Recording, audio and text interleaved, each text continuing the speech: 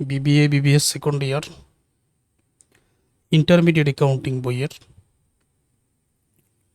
Chapter review of accounting process থেকে 1 নম্বর live class. শুধুমাত্র এই চ্যাপ্টারের অঙ্কের সমাধান শেখানোর জন্য আমি ক্লাসগুলো নিব না। এই চ্যাপ্টারটা এতটাই গুরুত্বপূর্ণ যে বেসিকগুলো এই চ্যাপ্টারে আলোচনা করা হয়েছে, তারপর যে নিয়মকানুন আছে এগুলো যদি আমরা প্রথমে না জানি তাহলে ইন্টারমিডিয়েট অ্যাকাউন্টিং বই সহ তোমাদের অন্যান্য যত বই আছে অঙ্কের সমাধান বুঝতে কঠিন হয়ে যাবে। আর এই চ্যাপ্টারের ক্লাসগুলো যদি প্রথমে ভালো করে বুঝে নাও, ইন্টারমিডিয়েট অ্যাকাউন্টিং বই সহ অন্যান্য যত বই আছে এগুলো সহজ হয়ে যাবে। মানে ওই চ্যাপ্টারে এমন গুরুত্বপূর্ণ কিছু টপিকস নিয়ে আমি আলোচনা করব, তো এই জন্য আমাকে একটু সময় দিতে হবে। ধৈর্য ধরে প্রথম থেকে শেষ পর্যন্ত তোমাদের ক্লাসটা দেখতে হবে। তাহলে আলোচনা শুরু করছি। Review of accounting process and presentation হচ্ছে এই চ্যাপ্টারের নাম। তো হিসাব বিজ্ঞানের পর্যালোচনা ও উপস্থাপনা। আচ্ছা, তোমরা ফার্স্ট ইয়ারে প্রিন্সিপালস অফ অ্যাকাউন্টিং হিসাব বিজ্ঞানের নীতিমালা এই বইয়ের অঙ্কের সমাধান করেছ। ওই বই থেকে মূলত কিছু প্রশ্ন অঙ্ক এই চ্যাপ্টারে আছে যেগুলো আমরা পর্যালোচনা করব, উপস্থাপন করব। অর্থাৎ ফার্স্ট ইয়ার যারা ভালো করে পড়েছো তারা এটা সহজে পারবে। আর ওই সময় যদি ভালো করে নাও পড়ে থাকো কোনো সমস্যা নেই, আমার এই ক্লাস থেকেও সব কিছু পারবে। তো প্রথমে আমরা জেনে নেই যে এই চ্যাপ্টার থেকে কোন কোন অঙ্কগুলো আসবে। আমি বিগত 6-7টা বোর্ড ভালো করে দেখেছি। তো দেখলাম যে এই চ্যাপ্টার থেকে 1 নম্বরে আসে ফিনান্সিয়াল স্টেটমেন্ট, মানে আর্থিক বিবরণী। 10 মার্কসের হয়ে প্রত্যেকটা বোর্ডের মধ্যে আসে, তো এটাতে গুরুত্ব দিতে হবে। তারপর দেখলাম যে অ্যাডজাস্টিং এন্ট্রিজের কিছু অঙ্ক আসে পার্ট বিতে, তাও প্রতি বছর না, তারপরও আমি সমাধান বোঝাবো। রেকটিফাই জার্নালের কিছু অঙ্ক আসে পার্ট বি এর জন্য। তারপর equation income statement part B এর কিছু ম্যাথ আসে, তো এগুলোরও সমাধান করাতে হবে। তো ধারাবাহিক ক্লাসের মধ্যেই হয়ে যাবে ইনশাল্লাহ। এখন যে বেসিকটা না জানলেই নয়, সেই বেসিকটাই আমি প্রথমে আলোচনা করতে চাই। একই বেসিক কিন্তু আমি ফার্স্ট ইয়ারেও আলোচনা করেছি। না হলে তোমরা হিসাব বিজ্ঞান পারবে না, আর এটা যদি জানা থাকে সবাই হিসাব বিজ্ঞান পারবে। অতএব আমার সাথে ক্লাসটা দেখে এগুলো আয়ত্ত করে নাও। যারা ফার্স্ট ইয়ারে ভালো করে পড়েছ তারা জানো হিসাব হলো 5টা। যাদের ব্যাকগ্রাউন্ড কমার্স ছিল তারাও জানো হিসাব 5টা: সম্পদ, ব্যয়, আয়, দায়, মালিকানা সত্ত্ব। সম্পদের ইংরেজি অ্যাসেটস, ব্যয়ের ইংরেজি এক্সপেন্স, আয়ের ইংরেজি ইনকামস, দায়ের ইংরেজি লাইবিলিটিস, মালিকানা সত্ত্বের ইংরেজি ওনার্স ইকুইটি। এটা আমরা জানব। তারপর দেখো আমি এখানে লিখে নিয়েছি কোন দাখিলা কোন হিসাবে পড়ে, সকল দাখিলার ইংরেজির বাংলা অর্থ, সকল লেনদেনের জাবেদা দাখিলা। এই মুহূর্তে আরেকটা আলোচনা করা প্রয়োজন, খুবই গুরুত্বপূর্ণ। কেউ যদি বাংলা পড়তে চায় আর অ আ ক খ জানে না, তাহলে কি বাংলা পড়তে পারবে? উত্তর হলো পারবে না। কেউ যদি ইংরেজি পড়তে চায় আর এবিসিডি জানে না, ইংরেজিও পড়তে পারবে না। তো কেউ যদি হিসাব বিজ্ঞানের অঙ্কের সমাধান করতে চায় আর এই 3টা বিষয়ের মধ্যে একটাও জানে না, সে হিসাব বিজ্ঞানের কোনো অঙ্কের সমাধানই পারবে না। উদাহরণটা কিন্তু একই রকম। তুমি অ্যাকাউন্টিং বইয়ের অঙ্কের সমাধান করবে আর কোন দাখিলা কোন হিসাবে পড়ে এটাই জানো না, ইংরেজির বাংলা অর্থও জানো না, ব্যাখ্যাও জানো না, সকল লেনদেনের জাবেদা দাখিলা নির্ণয় এটাও জানো না, তাহলে হিসাব বিজ্ঞানের অঙ্ক পারবে কি করে? এই জন্যই কিন্তু মূলত শিক্ষার্থীরা হিসাব বিজ্ঞানের অঙ্কটা পারে না। তো আমি কিন্তু মাত্র 2টা ক্লাস নিব বেসিক থেকে। বেসিক থেকে 2টা ক্লাস, অর্থাৎ এই 3টা নিয়েই কিন্তু আমার 2টা ক্লাস হবে। ওই 2টা ক্লাসে আমি তোমাকে কোন দাখিলা কোন হিসাবে পড়ে, ইংরেজির বাংলা অর্থ, সকল লেনদেনের জাবেদা দাখিলা ইনশাল্লাহ অল্প সময়ে বুঝিয়ে দিতে পারবো। সবাই সব কিছু বুঝতে পারবেন। তাহলে আমি সরাসরি আলোচনায় যাচ্ছি যে assets, expense, income, liabilities, owners equity, এই 5টার মধ্যে এগুলা পড়ে যে কোন দাখিলা কোন হিসাবে পড়ে আর ইংরেজির বাংলা অর্থ, এই 2টা নিয়ে আজকের ক্লাসে আলোচনা হবে। আর যে কোনো লেনদেনের জাবেদা দাখিলা নির্ণয় নিয়ে আমি পরের লাইভ ক্লাসে আলোচনা করব ইনশাআল্লাহ। তাহলে আমি এখন মূল আলোচনায় যাচ্ছি। এখন আলোচনার উদ্দেশ্য হলো কোন দাখিলা কোন হিসাবে পড়ে আর ইংরেজির বাংলা অর্থ। আর হিসাব কিন্তু এই 5টা, এগুলো মনে রেখো। এখন যে ব্যাখ্যাগুলো করব তোমাদের খুব মনোযোগ দিয়ে বুঝতে হবে। একই বিষয় নিয়ে কিন্তু আমি ফার্স্ট ইয়ারও আলোচনা করেছি, সেকেন্ড ইয়ারও আলোচনা করার প্রয়োজন না হলে কেউ অঙ্ক পারবে না, যার কারণে আলোচনাটা করতেছি। প্রথমেই 5টা হিসাবের মধ্য থেকে 1 নম্বর হলো অ্যাসেটস বা সম্পদ। সম্পদ হলো 3 ধরনের: current assets, investment assets, fixed assets. Current অ্যাসেটসের বাংলা অর্থ হলো চলতি সম্পদ। ইনভেস্টমেন্ট অ্যাসেটস মানে বিনিয়োগ সম্পদ। ফিক্সড অ্যাসেটস স্থায়ী সম্পদ। এর বাহিরে আছে আরও অস্পর্শনীয় সম্পদ, এগুলো আছে। আমি মূলত এখানে 3 ধরনের সম্পদ নিয়ে আলোচনা করেছি, ভুয়া সম্পদও আছে। এখন কারেন্ট অ্যাসেটসগুলো মনে রাখার উপায়, ইংরেজির বাংলা অর্থ, ব্যাখ্যা, এগুলো এখন আমরা জানব। যে কোনো সময় হিসাব বিজ্ঞানের অঙ্কের সমাধান করার আগে ব্যবসায়ের মালিক তুমি নিজেকে ধরে নিবে। যখন আমি অঙ্কের সমাধান করব, ধরে নিব যে আমি হলাম ব্যবসায়ের মালিক। তো যেহেতু আমি একটা ব্যবসায়ের মালিক, এখানে আছে ক্যাশ ইন হ্যান্ড, বাংলা অর্থ হাতে নগদ। অর্থাৎ আমার ব্যবসায়ের মধ্যে যেই পরিমাণ ক্যাশ টাকা জমা আছে, নগদ টাকা জমা আছে, ওইটার নামই হাতে নগদ। আজকে আমার ব্যবসায়ের মধ্যে নগদ জমা আছে ধরে নিলাম 10,000 টাকা। আগামীকালকে 10,000 থাকবেন, আরও বেশি হতে পারে, কমও হতে পারে। তার মানে এটা চলমান না, এই জন্য হাতে নগদ। তাছাড়া এটা বিভিন্ন কাজে লাগবে, চলমান যেহেতু এটা কারেন্ট অ্যাসেটস বা চলতি সম্পদের মধ্যে পড়বে। ক্যাশেট ব্যাংক জমা। ব্যাংকে যত জমা আছে ওইটাকে বলা হয় ব্যাংক জমা। ব্যাংকে আজকে যদি 10,000 টাকা জমা থাকে, কিছুদিন পর সেটা তো 20,000ও হতে পারে, আরও যদি 10,000 জমা দিই বা টাকাটা তুলেও নিতে পারি। তার মানে এটা চলমান, এটাকে বলা হয় ব্যাংক জমা। চলমান যেহেতু এটা চলতি সম্পদ, দুইটাই কিন্তু সম্পদের মধ্যে পড়ে। তারপর বাকিগুলো আলোচনা করার আগে বলতে চাই, ওয়ালাইকুম আসসালাম, সবাই কেমন আছেন একটু কমেন্টস করে জানাবেন। বাকিগুলো আলোচনা করার আগে বলতে চাই, কোনো খাত থেকে বা কোনো মাধ্যম থেকে যদি এরকম মনে হয় ভবিষ্যতে নগদ টাকা আসবে, তাহলে সেটা চলতি সম্পদের মধ্যে পড়ে। উদাহরণ, অ্যাকাউন্ট রিসিভেবল। অ্যাকাউন্ট রিসিভেবলের বাংলা অর্থ কি? দেনাদার। দেনাদার কখন সৃষ্টি হয়? তুমি তো নিজেকে ব্যবসায়ী ধরেই নিছো, নগদে যখন বিক্রি করো তখন তুমি নগদ টাকা পাও।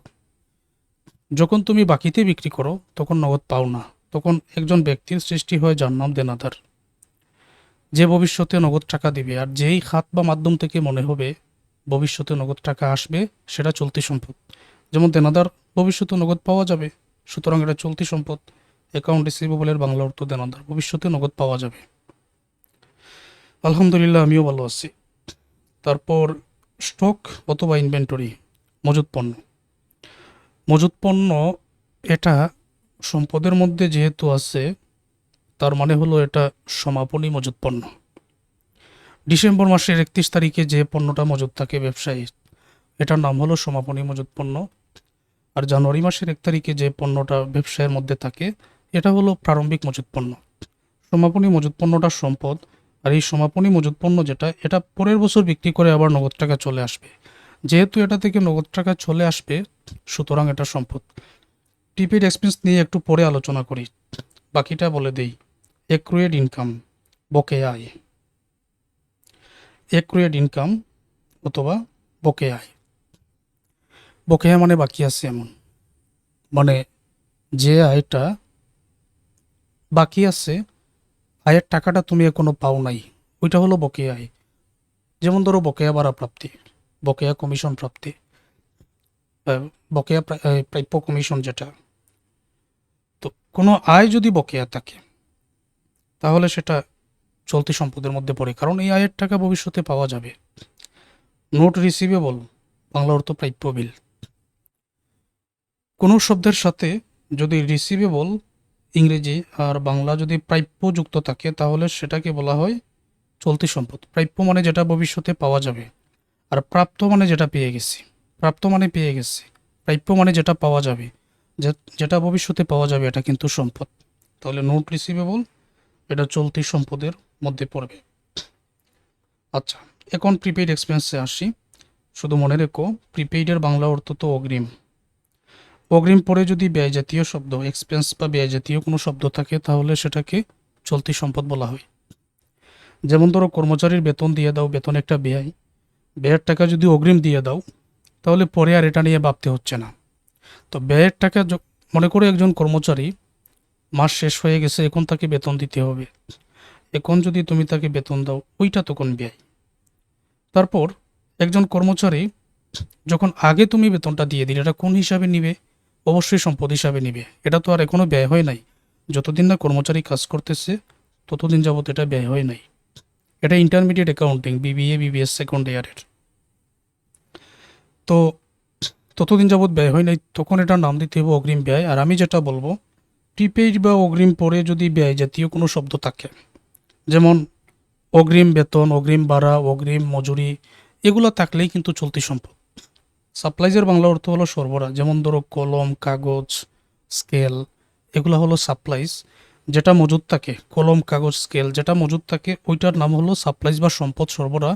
আর যেটা ব্যবহার হয়ে যায় ওইটা হলো সাপ্লাইজ এক্সপেন্স। সাপ্লাইজ এক্সপেন্সটা কিন্তু ব্যয়ের মধ্যে পড়ে, আর সাপ্লাইজটা সম্পদের মধ্যে পড়ে। এখন এখানে তো সবগুলাই আমি আলোচনা করে দিছি। প্রত্যেকটাই ক্লাস যেহেতু রেকর্ডেড থাকবে তোমাদের ড্রাইভে দিয়ে দেওয়া হবে। লাইভ ক্লাস নেওয়ার পরে এটা গুগল ড্রাইভে দেওয়া হবে, ওইখানে পরীক্ষার আগ পর্যন্ত ক্লাস করতে পারবেন, রেকর্ডেড থাকবে। আচ্ছা, এখন আমি ইনভেস্টমেন্ট অ্যাসেটস নিয়ে আলোচনা করতেছি। ইনভেস্টমেন্ট বিনিয়োগ। তো মনে করো আমি 1 লক্ষ টাকা নিয়ে ব্যবসা শুরু করলাম, আমি মূলত এটা বিনিয়োগ করলাম, তো এটা সম্পদের মধ্যে পড়ে। গভর্নমেন্ট সিকিউরিটি, সরকারি কোনো সিকিউরিটিতে তুমি 1 লক্ষ টাকা জমা রাখলে, উদাহরণস্বরূপ যে আনুমানিক 1 লক্ষ টাকা তুমি জমা রাখলে, এই শর্তে যে 1 বছর পরে 10% ইন্টারেস্ট পাবে। এখন তুমি যে 1 লক্ষ টাকা জমা রাখলে ওইটা মূলত বিনিয়োগ, সম্পদের মধ্যে পড়ে। আর 10% যে ইন্টারেস্ট পাবে এইটা বিনিয়োগের সুদ। ইন্টারেস্ট অন ইনভেস্টমেন্ট, বিনিয়োগের সুদ, ওইটা পড়ে আয়ের মধ্যে। জমা যেটা রাখলে 1 লক্ষ টাকা, বিনিয়োগ যেটা করলে এটা হলো সম্পদ। আর বিনিয়োগ করার কারণে তুমি যে ইন্টারেস্টটা পাচ্ছ ওইটা কিন্তু আয়ের মধ্যে পড়ে। আচ্ছা, এখন ফিক্সড অ্যাসেটস মানে স্থায়ী সম্পদ, নাম থেকেই বোঝা যাচ্ছে স্থায়ী সম্পদ। না, এটা ম্যানেজমেন্ট সেকেন্ড ইয়ারে নেই, সবসময় হোয়াটসঅ্যাপ গ্রুপে একটু চেক করবেন। এটা অ্যাকাউন্টিং সেকেন্ড ইয়ার আর বিবিএস সেকেন্ড ইয়ারের আছে। বিল্ডিং, বিল্ডিং একবার তৈরি করলে 1 বছরের চেয়ে বেশি সময় পর্যন্ত যায় আমরা জানি, সুতরাং এটা স্থায়ী সম্পদের মধ্যে পড়ে। ল্যান্ড, ভূমি, তো জমি ক্রয় করলে 1 বছরের চেয়ে বেশি সময় পর্যন্ত যায়, নাম থেকে বোঝা যাচ্ছে এটা স্থায়ী সম্পদ। তারপর আছে ফার্নিচার, আসবাবপত্র। আসবাবপত্র 1 বছরের চাইতে বেশি সময় পর্যন্ত ব্যবহার করা যায়, স্থায়ী সম্পদ। ইকুইপমেন্ট বা যন্ত্রপাতি, 1 বছরের চাইতে বেশি সময় পর্যন্ত ব্যবহার করা যায়। মেশিনারি বা মেশিন, 1 বছরের চেয়ে বেশি সময় পর্যন্ত ব্যবহার করা যায়। ডেলিভারি ভ্যান, ভ্যান গাড়ি, এগুলো স্থায়ী সম্পদ প্রত্যেকটা। গুডউইলের বাংলা অর্থ হলো সুনাম। তো সুনাম এটা স্থায়ী সম্পদের মধ্যেও পড়ে, আবার অস্পর্শনীয় সম্পদের মধ্যেও পড়ে। কিন্তু কিভাবে? তো এটার উত্তর হলো, যে ব্যবসায়ের সুনাম যত বেশি সেই ব্যবসা প্রতিষ্ঠানের বিক্রয় তত বেশি। আর বিক্রয় বেশি মানে নগদ টাকা বেশি, আর নগদ টাকা বেশি মানে এই ক্যাশ বেশি মানে সম্পদ বেশি।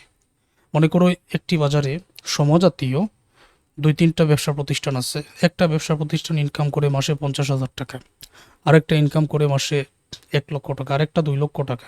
সুনাম কার বেশি? যেটা বেশি 2 লক্ষ ইনকাম করে নিশ্চয়ই এটা সুনাম বেশি। তো সুনাম বেশি থাকার কারণেই তো ইনকাম করে। সুনামটা ব্যবসায়ের জন্য খুবই গুরুত্বপূর্ণ। আর সুনাম নিয়ে তোমরা বিবিএ ফোর্থ ইয়ারে অ্যাডভান্সড অ্যাকাউন্টিং টু আর অ্যাকাউন্টিং থিওরি বইয়ে আলাদা করে 2টা চ্যাপ্টারই পাবে তোমরা এই সুনাম নিয়ে শুধুমাত্র। এখন থেকে এটা বুঝে যাও। গুডউইলের বাংলা অর্থ হলো সুনাম, যেটা অস্পর্শনীয় সম্পদের মধ্যে পড়ে, মানে এটা স্পর্শ করা যায় না, এক। আর 2 নম্বর, এটা স্থায়ী সম্পদের মধ্যে পড়ে, কারণ সুনামটা 1 বছরের চাইতে বেশি সময় পর্যন্ত থাকতে পারে। আর 1 বছরের চাইতে বেশি সময় পর্যন্ত যেটা থাকে এটা কিন্তু ফিক্সড অ্যাসেটস, স্থায়ী সম্পদ। আর যেটা চলমান, আমি তোমাদের বললাম, যেমন দেনাদারের টাকা 1 বছরের ভিতরেই পেয়ে যাবে, তাই না? মজুত পণ্য 1 বছরের ভিতরেই শেষ হয়ে যাবে। অগ্রিম খরচ করেছো, খরচটা 1 বছরের ভিতরেই শেষ হয়ে যাবে। বকেয়া আয়ের টাকা 1 বছরের আগেই পেয়ে যাবেন। প্রাপ্য বিলের টাকা 3 মাসের আগেই পেয়ে যাবেন। সাপ্লাই যেগুলো দিন দিন ব্যবহার হয়ে যাবে। তার মানে এগুলো চলতি সম্পদ আর এগুলো স্থায়ী সম্পদ।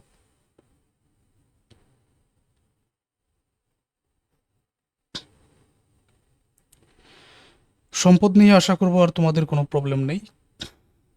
এখন আমি যাচ্ছি ব্যয়গুলোর মধ্যে। শুধু একটা কথাই বলবো, যেই সকল খাত বা মাধ্যমের মাধ্যমে মনে হবে তোমার ব্যবসা থেকে নগদ টাকা চলে গেছে, সেগুলাই ব্যয়ের মধ্যে পড়ে। শুধু এগুলা মনে রেখো, সেইগুলা ব্যয়ের মধ্যে পড়ে। তো এক্সপেন্সের মধ্যে শুরুতে আছে পারচেজ। ব্যবসায়ের মালিক তো তুমি, এটা আগে বলেছি। যদি পারচেজ থাকে ক্রয়, ক্রয় মানে তুমি ক্রয় করেছো, আর বিক্রয় মানে তুমি বিক্রয় করেছো। তো তুমি যদি ক্রয় করো, ক্রয় করতে কোনো কিছু কিনতে গেলে তো নগদ চলে যায়, সুতরাং এটা ব্যয়। ওয়াইজেস মজুরি, যখন তুমি শ্রমিকের মজুরি দিবে ব্যয় হয়ে যাবে, নগদ চলে যাবে, নগদ চলে গেলেই কিন্তু ব্যয়। রেন্ট এক্সপেন্স, ভাড়া, ভাড়া খরচ, তো ভাড়ার টাকা দিলে তো নগদ চলে যাবে, অবশ্যই ব্যয়। স্যালারি, বেতন, কর্মচারী বেতন দিলে তো নগদ চলে যাবে, অবশ্যই এটা ব্যয়। অ্যাডভার্টিজমেন্ট, বিজ্ঞাপন, বিজ্ঞাপন মানে হলো তোমার ব্যবসায়ের পণ্য ভোক্তাদেরকে জানানোর জন্য যে প্রচার করো, প্রচার মাধ্যম, তার নাম বিজ্ঞাপন। সেটা কি এমনি এমনি হয় না নগদ চলে যায়? নগদ চলে যায়, তার মানে ব্যয়। অ্যাপ্রেন্টিসশিপ অ্যালোয়ান্স, শিক্ষানবিশ ভাতা, কোনো কিছু শিখতে গিয়ে যে খরচ হয় তার নাম হলো শিক্ষানবিশ ভাতা। কোনো কিছু শিখতে গিয়ে যে খরচ হয় তার নাম শিক্ষানবিশ ভাতা, এটা ব্যয়ের মধ্যে পড়ে। সাপ্লাইজ এক্সপেন্স, সরবরাহ খরচ। একটু আগে বলেছিলাম তোমাদের সাপ্লাইজ কি, যেমন কলম, কাগজ, এগুলা হলো সাপ্লাইজ। যেটা মজুদ থাকে, এখনো ব্যবহার হয় নাই, ওইটা হলো সম্পদ। কিন্তু যেটা ব্যবহার হয়ে যায়, কলম, কাগজ যেগুলা ব্যবহার করা হয়ে যায়, তখন এটা ব্যয় হয়ে যায়, যেটা ব্যবহার হয়ে যায়। তো ওইটাকে বলা হয় সাপ্লাইজ এক্সপেন্স বা সাপ্লাইজ খরচ। আর যেটা ব্যবহার হয় না, মজুদ থাকে, এটার নাম হলো সাপ্লাইজ অন হ্যান্ড, অথবা সাপ্লাইজও বলা যায়। ওপেনিং ইনভেন্টরি, প্রারম্ভিক মজুদ পণ্য। জানুয়ারি মাসের 1 তারিখে তোমার ব্যবসায়ের মধ্যে যে মজুদ পণ্যটা আছে, এটা প্রারম্ভিক মজুদ পণ্য। উদাহরণ আমি এভাবে দিতে পারি, কেউ যদি বিক্রি করতে চায় কোনো পণ্য, আগে কিন্তু তাকে পণ্য ক্রয় করে আনতে হবে। তো ক্রয় করে এনে তারপরে না মুনাফা যোগ করে বিক্রি করবে। তো জানুয়ারির 1 তারিখে পণ্য যেটা থাকে, এটা মূলত ক্রয় করে আনা হয়। আর ক্রয় করে যেহেতু আনা হয়, তো এটা নগদ চলে যাবে, সুতরাং এটা ব্যয়ের মধ্যে পড়ে। ওই মজুদ পণ্য নিশ্চয়ই নগদ টাকা দিয়ে আনা হয়েছে, ব্যয়ের মধ্যে পড়ে। তারপর আছে অ্যাকাউন্ট ডেপ্ট এক্সপেন্স, অনাদায়ী পাওনা। একজন ব্যক্তির কাছে বাকিতে বিক্রয় করেছিলাম আমি 1 লক্ষ টাকা, আর বাকিতে বিক্রয় করার কারণে অ্যাকাউন্ট রিসিভেবলের পরিমাণ, দেনাদার, আমার সৃষ্টি হয়েছিল 1 লক্ষ টাকা। কিন্তু দেখা গেল কোনো এক কারণে যে ওই ব্যক্তির কাছ থেকে 20,000 টাকা পাওয়া যাবে না, বা 10,000 টাকা নিশ্চিত, একেবারে নিশ্চিত যে পাওয়া যাবে না, যে কোনো এক কারণে। তো ওই যে 10,000 টাকা একেবারে নিশ্চিত, বা 5,000 টাকা নিশ্চিত একেবারে পাওয়া যাবে না, ওইটা হলো অনাদায়ী পাওনা। এটা পাওয়া যাবে না, নিশ্চিত পাওয়া যাবে না, অনাদায়ী পাওনা। পাওয়াই যেহেতু যাবে না, এটা তো অবশ্যই ব্যয়, এটা তো রায় হতে পারে না। ডেপ্রিসিয়েশন, অবচয়। অবচয়টা কি? অবচয় নিয়ে তোমাদের চ্যাপ্টার আছে। মনে করো একটা আহ, স্থায়ী কোনো সম্পদ, যন্ত্রপাতি হতে পারে, টেবিল হতে পারে, ফার্নিচার, আসবাবপত্র, এগুলো হতে পারে। তো ধরে নাও যে একটা টেবিল আমি আজকে ক্রয় করলাম 10,000 টাকা দিয়ে। আমি টেবিলটা ক্রয় করেছি 10,000 টাকা দিয়ে, 3 মাস ব্যবহার করলাম। এখন 3 মাস পরে যদি এটা বিক্রি করতে চাই, তাহলে কি 10,000 টাকাই আমি পাবো নাকি কম পাবো? ধরে নিলাম 3 মাস পরে বিক্রি করার কারণে 7,000 টাকা পাবো এটার মূল্য। কেন দামটা কমে গেল? ব্যবহার করার কারণে। ওই যে 3,000 টাকা যে কমে গেছে, ওই 3,000 টাকাই হলো অবচয়। তো অবচয়ের সংখ্যা কি? স্থায়ী সম্পদ ব্যবহার করার কারণে যে ব্যয় হয় তার নাম অবচয়। মনে করো একটা স্থায়ী সম্পদ, যন্ত্রপাতিও ধরে নাও, 10,000 টাকায় ক্রয় করছি, 3 মাস ব্যবহার করেছি, এখন এটা 7,000-এ বিক্রি করা যাবে। 3,000 যে কমে গেল, এটা ব্যবহারের কারণে কমে গেল। তো ব্যবহারের কারণে যে ব্যয়টা হলো, তার নামই অবচয়। তো যেহেতু ব্যয় হয়েছে, এটা অবশ্যই ব্যয়ের মধ্যে পড়ে। এগুলো যে তোমাদের জন্য কত গুরুত্বপূর্ণ, এটা পরবর্তী ক্লাসে বুঝতে পারবে।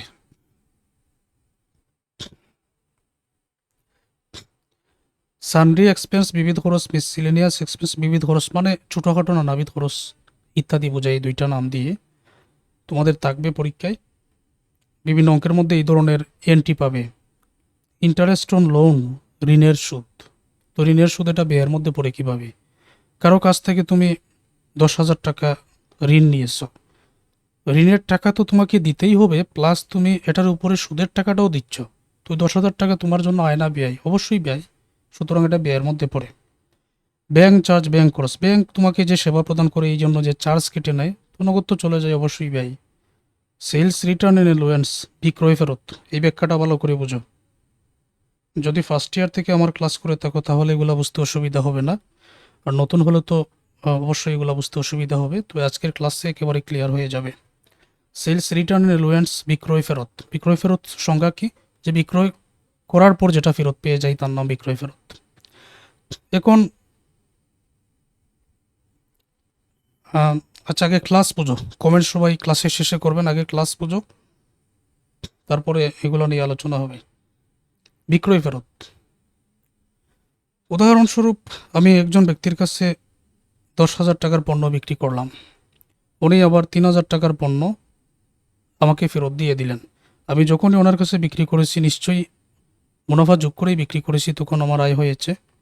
উনি যেহেতু 3,000 টাকার পণ্য আবার ফেরত দিয়ে দিলেন, এই ব্যাপারটা আমাদের আয় বোঝায় না ব্যয় বোঝায়? আমি কি ফেরত পাওয়ার জন্য বিক্রি করছি? না, যেহেতু ফেরত পেয়ে গেছি তো এটা আয় বোঝায় না ব্যয় বোঝায়। আর একটা উদাহরণ দিই, যখন আমি ওই ব্যক্তির কাছে 10,000 টাকার পণ্য বিক্রি করেছিলাম, সেই 10,000 টাকা নগদ টাকা কিন্তু আমার ব্যবসায় চলে আসছিল। আবার ওই পণ্যটা যখন উনি আমাকে ফেরত দিয়ে দিলেন 3,000 টাকা, ওই 3,000 টাকা সাথে সাথে ক্যাশ থেকে ক্যাশ টাকা বের করে ওনাকে দিতে হচ্ছে, তার মানে নগদ চলে যাচ্ছে। এইভাবে চিন্তা করতে পারো, নগদ যেহেতু চলে যায় তার মানে এটা ব্যয়। আর আমি বিক্রয় করেছি ফেরত পাওয়ার জন্য নয়, আয়ের জন্য। ফেরত পেয়ে গেছি ব্যয়, আর নগদ যেহেতু দিতে হয় এটাও ব্যয়। বিভিন্নভাবে তোমরা চিন্তা করতে পারো। ইন্টারেস্ট অন ক্যাপিটাল, মূলধনের সুদ। যত টাকা নিয়ে ব্যবসা শুরু করো তার নাম হলো মূলধন। তোমার কাছে ধরে নাও 1,00,000 টাকা আছে, এই 1,00,000 টাকা নিয়ে যদি তুমি ব্যবসা শুরু করো, ওকে ফাইন করতে পারো। এখন কারো কাছ থেকে যদি ঋণ নিয়ে তুমি ব্যবসা শুরু করো, যেমন ধরো তোমার নগদ টাকা দিয়ে তুমি ব্যবসা শুরু করতে পারো, কাউকে সুদ দেওয়ার প্রয়োজন পড়ে না। কিন্তু কারো কাছ থেকে যদি তুমি 1,00,000 1,50,000 টাকা নিয়ে তারপর ব্যবসা শুরু করো, ঠিক তখনই এই সুদ কথাটা আসে। তার মানে ধরে নিলাম 1,00,000 টাকা তুমি কোথাও ঋণ নিয়ে তারপর মূলধন জোগাড় করে ব্যবসা শুরু করেছো।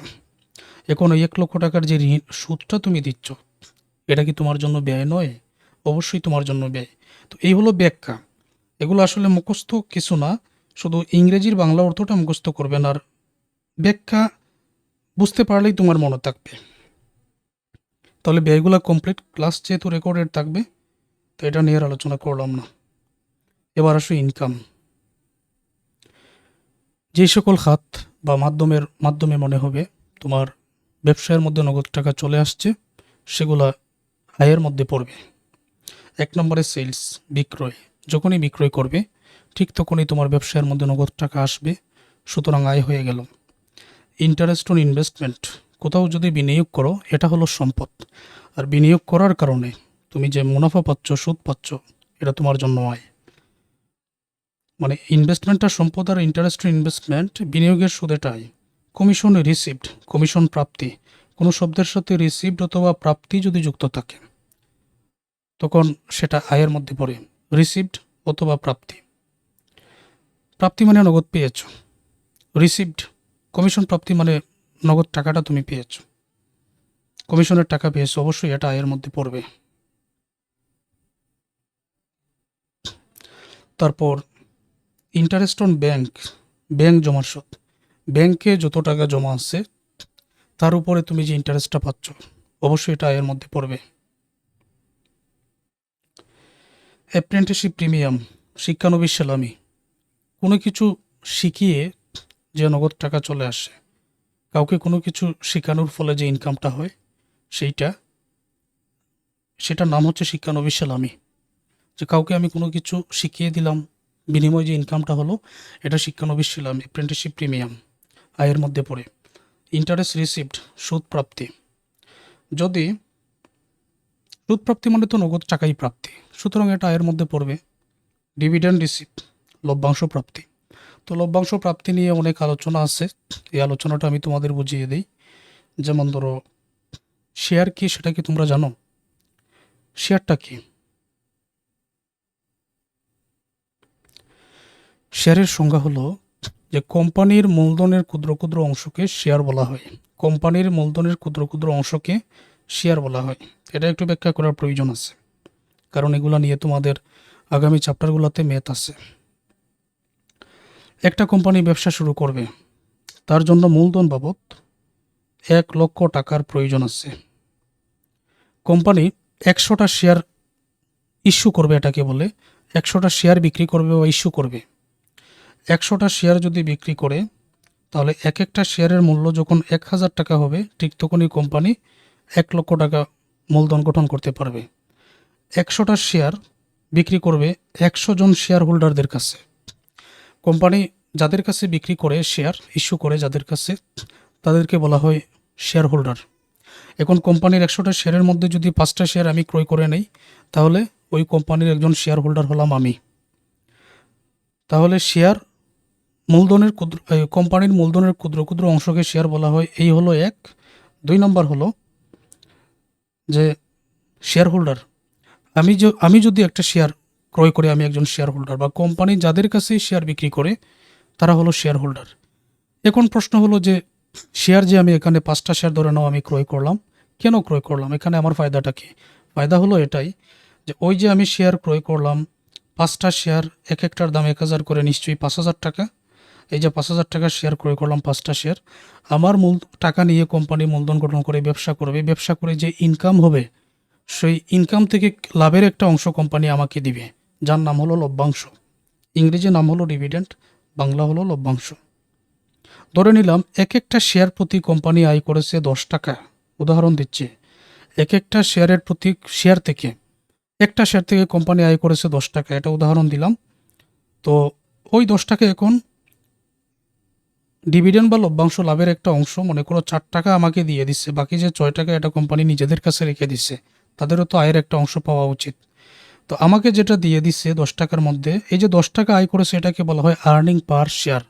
বাংলা নাম হলো শেয়ার প্রতি আয়। এক একটা শেয়ারের প্রতি কোম্পানি ধরে নিলাম 10 টাকা করে আয় করেছে, এটাকে বলা হয় শেয়ার প্রতি আয়, আর্নিং পার শেয়ার। 10 টাকা থেকে কোম্পানি 4 টাকা আমাকে দিয়ে দিছে, এটা হলো ডিভিডেন্ড বা লভ্যাংশ। বাকি 6 টাকা নিজেদের কাছে রেখে দিছে, এটাকে বলা হয় রিটেনশন। রিটেনশন, এটা তোমাদের প্রয়োজন পড়বে। এই হলো ব্যাখ্যা। তাহলে ডিভিডেন্ড কি সেটা তোমরা বুঝতে পেরে গেলে।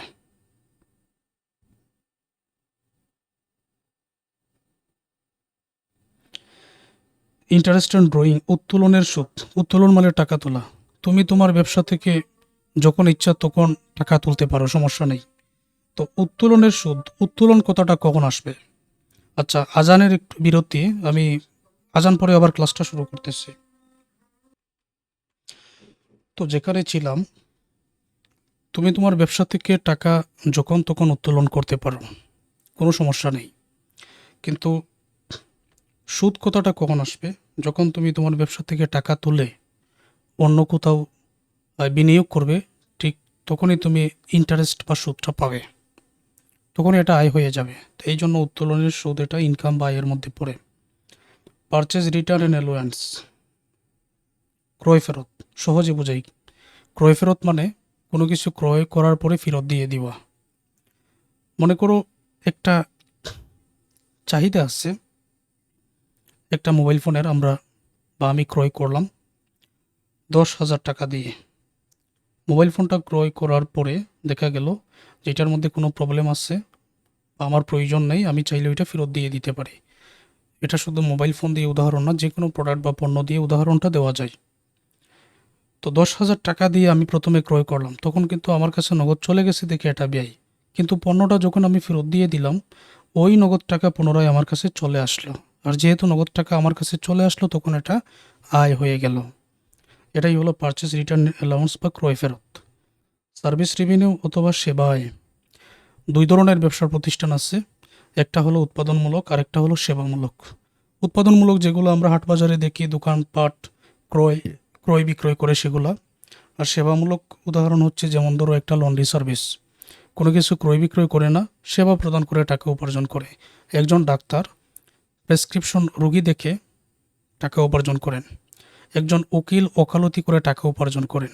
এটা হলো সেবামূলক প্রতিষ্ঠানের উদাহরণ। তার মানে যখন তারা সেবা প্রদান করবেন তখনই তাদের আয় হবে। এটাকে বলা হয় সার্ভিস রেভিনিউ বা সেবা আয়।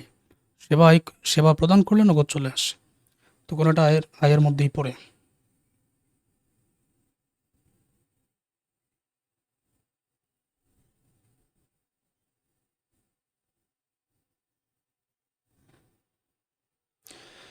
এখন দায় নিয়ে আমরা আলোচনা করব। লাইবিলিটিস। অ্যাকাউন্ট পেবল বাংলা অর্থ পাওনাদার। পাওনাদার মানে যে ব্যক্তি টাকা পাবে। প্রথমেই তো ধরে নিয়েছিলাম যে ব্যবসা প্রতিষ্ঠানের মালিক হলাম আমি নিজে, তুমি মনে করবে তুমি। তো যে ব্যক্তি তোমার কাছে টাকা পাবে তুমি তার কাছে দায়বদ্ধ, তাকে বলা হয় পাওনাদার। তো এটা চলতি দায়ের মধ্যে পড়ে। তারপর ব্যাংক ওভারড্রাফট, ব্যাংক জমাতিরিক্ত। ব্যাংক জমাতিরিক্ত এটাকে দুটি ভাগে বিভক্ত করো, একটা হলো ব্যাংক জমা আর একটা হলো অতিরিক্ত। মানে ব্যাংকে যত জমা আছে তার চেয়ে অতিরিক্ত টাকা যখন তুমি তুলবে ব্যাংক থেকে তখন সেটার নাম হয়ে যায় ব্যাংক জমাতিরিক্ত। তো ব্যাংকে যদি 10,000 টাকা থাকে সেটা তুলতে পারো, এখন তুমি 12,000 টাকা তুলেছো, তো অতিরিক্ত 2,000 ব্যাংক পাবে, তার মানে তুমি ব্যাংকের কাছে দায়বদ্ধ। এটার নাম হলো ব্যাংক জমাতিরিক্ত। অ্যাক্রুয়েডের বাংলা অর্থ বকেয়া, আর এক্সপেন্স মানে খরচ। বকেয়া মানে বাকি আছে এমন কোনো ব্যয় যদি বকেয়া থাকে, ধরে নাও কর্মচারীর বেতন বাকি আছে, তাহলে কর্মচারীর কাছে দায়বদ্ধ। মনে করো ভাড়া বাকি আছে, বকেয়া আছে, তাহলে ভাড়া দিতে হবে, তুমি দায়বদ্ধ। বকেয়া ভাড়া, বকেয়া মজুরি, বকেয়া বেতন, এক কথায় বকেয়া পরে ব্যয় জাতীয় শব্দ থাকলে সেটা দায়, অথবা অ্যাক্রুয়েড পরে এক্সপেন্স বা ব্যয় জাতীয় কোনো শব্দ থাকলে সেটা দায়। ইন্টারেস্ট পেবল বকেয়া সুদ। তো বকেয়া মানে বাকি আছে এমন সুদ, যে সুদের টাকা বকেয়া আছে, তো এটা দিতে হবে, সুতরাং এটা দায়। আনআনরেন্ট অনুপার্জিত আয়। অনুপার্জিত আয়টা কি ভালো করে বোঝো। অনুপার্জিত আয় হলো যে কোনো ব্যক্তিকে আমি সেবা প্রদান করব অথবা কোনো কিছু বিক্রি করব, ধরে নাও সেবা প্রদান করব, তো ওই ব্যক্তি আজকে আমাকে টাকাটা দিয়ে গেলেন, এখনও আমি সেবা প্রদান করি নাই, কিন্তু সেবা প্রদানের যে 10,000 টাকা উনি আজকে আমাকে টাকা দিয়ে গেলেন আর ওনাকে পরের মাসে আমি সেবাটা প্রদান করব। আমি কিন্তু আয়ের টাকা পেয়ে গেছি কিন্তু এখনও কাজ করি নাই, যেটা আমার কাছে এখনও অনুপার্জিত রয়ে গেছে। আয়ের টাকা পেয়ে গেছি কিন্তু এখনও সেবা প্রদান করি নাই, এটার নাম অনুপার্জিত আয়। আর যখনই সেবা প্রদান করে ফেলবো তখন এটার নাম হয়ে যাবে উপার্জিত আয়। তো অনুপার্জিত আয় এটা দায়বদ্ধ। আমি এখনও সেবা প্রদান করি নাই কিন্তু ওই কাজের টাকাটা আগে পেয়ে গেছি, এটার নামই অনুপার্জিত আয়, কারণ আমি দায়বদ্ধ। যে কোনো সময় ওই ব্যক্তি এসে বলতে পারে যে আমার টাকা দাও। তাছাড়া যতক্ষণ না সেবা প্রদান করতেছি ততক্ষণ যাবৎ দায়বদ্ধ। নোট পেবল প্রদেয় নোট। যেই বিলের মাধ্যমে লেনদেন করা যায় এবং যেই কাগজের মধ্যে লেখা থাকে 3 মাস পরে সুদে আসলে টাকা ফেরত দিতে বাধ্য, তো এটা নিশ্চয়ই দায় প্রকাশ করে। এখন পর্যন্ত যা আলোচনা করলাম এটা হলো চলতি দায়। নিচের যে তিনটা এগুলা দীর্ঘমেয়াদী দায়। লং টার্ম ডেপ্ট, যেমন লোন, এগুলা বছরের চাইতে বেশি সময় পর্যন্ত সময়ের জন্য হতে পারে। মর্গেজ লোন, বন্ধকি ঋণ, এটাও বেশি সময়, 1 বছরের চাইতে বেশি সময় পর্যন্ত সময়ের জন্য হতে পারে। ডিবেঞ্চার বা ঋণপত্র, এটাও 1 বছরের চাইতে বেশি সময় পর্যন্ত সময়ের জন্য হতে পারে। এই তিনটা হচ্ছে লং টার্ম ডেপ্ট, আর এগুলো হচ্ছে কারেন্ট লাইবিলিটিস, এগুলো লং টার্ম লাইবিলিটিস।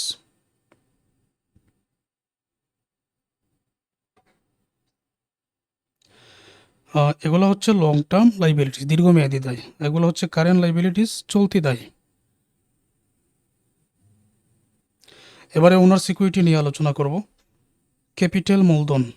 ওনার সিকিউরিটি মানে মালিকানা সত্ত্ব, মালিকের অধিকারে যা যা থাকে। ক্যাপিটাল মূলধন, মালিক যত টাকা নিয়ে ব্যবসা শুরু করে তাকে বলা হয় মূলধন, সম্পূর্ণ মালিকের অধিকার, সুতরাং এটা মালিকানা সত্ত্ব। ড্রয়িংয়ের বাংলা অর্থ উত্তোলন। উত্তোলন মানে টাকা তোলা। মালিক ব্যবসা থেকে যেই পরিমাণ টাকা তোলে সেটা হলো উত্তোলন, সম্পূর্ণ এটা মালিকের অধিকার, মালিকানা সত্ত্ব। জেনারেল রিজার্ভ অথবা সাধারণ সঞ্চিতি, ব্যবসায়ের আয় থেকে মালিক যেই কিছু পরিমাণ টাকা সঞ্চয় করে রাখে আলাদাভাবে, ওইটার নাম সাধারণ সঞ্চিতি, এটা সম্পূর্ণ মালিকের অধিকার, মালিকানা সত্ত্ব। ইনকাম ট্যাক্স, আয়কর, ব্যবসায় যে পরিমাণ আয় হলো সেটা থেকে সরকারকে, রাষ্ট্রকে যে কর দিতে হয় এটা সম্পূর্ণ মালিক দিয়ে থাকে, ব্যবসায়ের মালিক, সুতরাং এগুলো মালিকানা সত্ত্ব। এখন রেওয়া মিলের জন্য টিএল ব্যালেন্সের জন্য একটা আলোচনা করতে হয়, খুবই গুরুত্বপূর্ণ। তোমরা নিশ্চয়ই ফার্স্ট ইয়ারে টিএল ব্যালেন্স বা রেওয়া মিল অঙ্কের সমাধান করে এসেছো। তো রেওয়া মিলের দুইটা গড়, একটা হলো ডেবিট আর একটা ক্রেডিট। ডেবিটে বসে সম্পদ এবং ব্যয়, আর ক্রেডিটে বসে আয় দায় মালিকানা সত্ত্ব। কিন্তু এই ওনার্স ইকুইটি, এটার মধ্যে কিছু এন্ট্রি ডেবিটে বসতে পারে, ক্রেডিটে বসতে পারে মালিকানা সত্ত্বের। কীভাবে? যেটা মালিকানা সত্ত্ব বৃদ্ধি করে ওইটা ক্রেডিট, আর যেটা মালিকানা সত্ত্ব হ্রাস করে ওইটা ডেবিট। উদাহরণ দিচ্ছি, মনে করো ক্যাপিটাল, যা টাকা নিয়ে মালিক ব্যবসা করে, তো এটা তো মালিকানা সত্ত্ব বৃদ্ধি করে, সুতরাং এটা রেওয়া মিলের কি? রেওয়া মিলের ক্রেডিট। ড্রয়িং, ড্রয়িং অর্থ উত্তোলন, টাকা তোলা।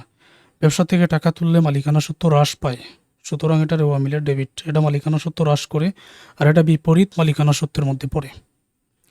জেনারেল রিজার্ভ, সাধারণ সঞ্চিতি। মালিক যখন আয় থেকে কিছু টাকা সঞ্চয় করে রাখে তখন মালিকানা সত্ত্ব বৃদ্ধি পায়, বৃদ্ধি পেলে এটা ক্রেডিট। ইনকাম ট্যাক্স, আয়কর। মালিক যখন আয়করের টাকাটা দিয়ে দেয়, ব্যবসা থেকে নগদ চলে যায়, মালিকানা সত্ত্ব তখন হ্রাস হয়, আর মালিকানা সত্ত্ব হ্রাস হলে এটা ডেবিট। এই বিষয়গুলো তোমাদের মনে রাখতে হবে। এবং আমি আশা করব যে এই ক্লাসটা তোমাদের জন্য খুবই গুরুত্বপূর্ণ। পরের ক্লাসে জার্নাল নিয়ে আলোচনা করব বিস্তারিত। তারপরের ক্লাসে আমাদের ম্যাথ সমাধান শুরু। তারপরেই তো সম্পূর্ণ বইয়ের সকল চ্যাপ্টারের ম্যাথগুলো তোমাদের খুব সহজে ক্লাসগুলোর মধ্যে বুঝিয়ে দেওয়া হবে ইনশাল্লাহ। আর সবাই পারবেন, চিন্তার কোনো কারণ নেই। শর্ত একটা, যে ধৈর্য ধরে প্রথম থেকে শেষ পর্যন্ত তোমাদের আমার ক্লাসগুলো দেখে নিতে হবে, 1 সেকেন্ডও টানা যাবে না। তো আজকের এই ক্লাসটা এই পর্যন্ত।